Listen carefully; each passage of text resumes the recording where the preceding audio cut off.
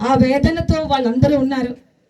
కానీ నేను ఏమని ప్రార్థన చేశానంటే, నిన్న పాస్టర్ గారు చనిపోయారని విన్నప్పుడు, ప్రభా మన్య ప్రాంతాలలో ఎంతోమంది సేవకులు పనిచేస్తున్నారు, వాళ్ళందరి యొక్క బైక్స్ కానీ వాళ్ళు వెళ్తున్న ప్రయాణాల్లో కానీ వాళ్ళకు ఒక ప్రత్యేకమైన ఒక భద్రత ఇవ్వండి ప్రభా.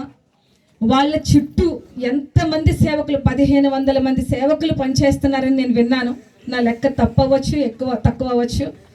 1500 మంది సేవకులకి మరొక ప్రత్యేకమైన ఒక భద్రత ఇవ్వాలని నిన్నటి నుంచి నేను ప్రార్థన చేస్తూనే ఉన్నానండి. ప్రభా వాళ్ళకి కాపుదల మీరు ఇవ్వండి. ఎందుకంటే ఒక్క సేవకుడు వెళ్ళిపోయారంటే ఆయన చేతి క్రింద ఉన్నటువంటి ఎన్నో గొర్రెలు, మరి వాళ్ళ గుండెల్లో వేదన, బాధ వర్ణనాతీతం. సంఘానికి కానీ ఆ ప్రాంతానికి కానీ వాళ్ళు అనుభవిస్తున్న వేదన చాలా ఎక్కువ.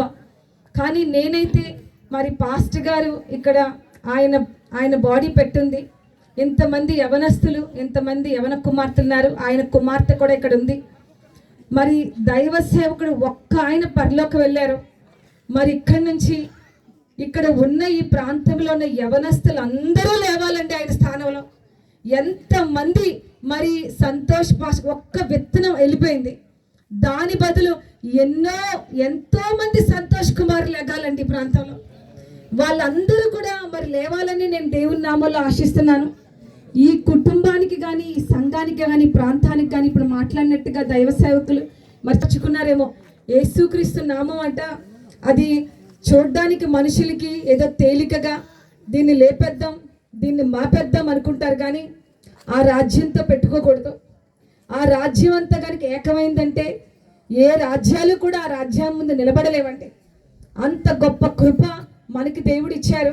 ఈ మన్య ప్రాంతాలలో, అన్ని ప్రాంతాలలో ఎన్ని ప్రాంతాలు ఉన్నాయో అన్ని ప్రాంతాల్లో నుంచి ఒక్క ఆత్మ కూడా నరకాగ్ని గుండానికి వెళ్ళడానికి వీల్లేదండి.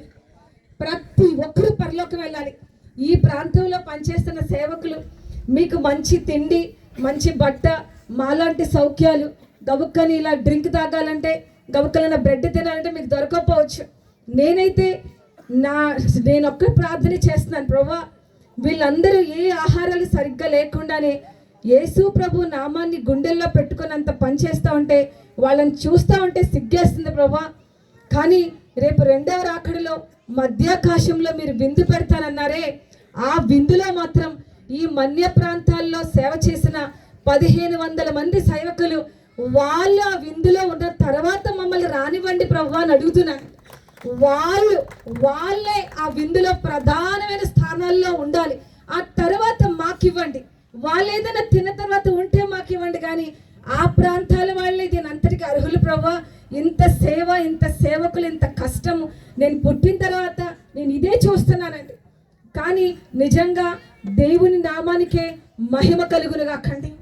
కళ్ళు మూసుకొని చిన్న ప్రార్థన చేసుకుందాం.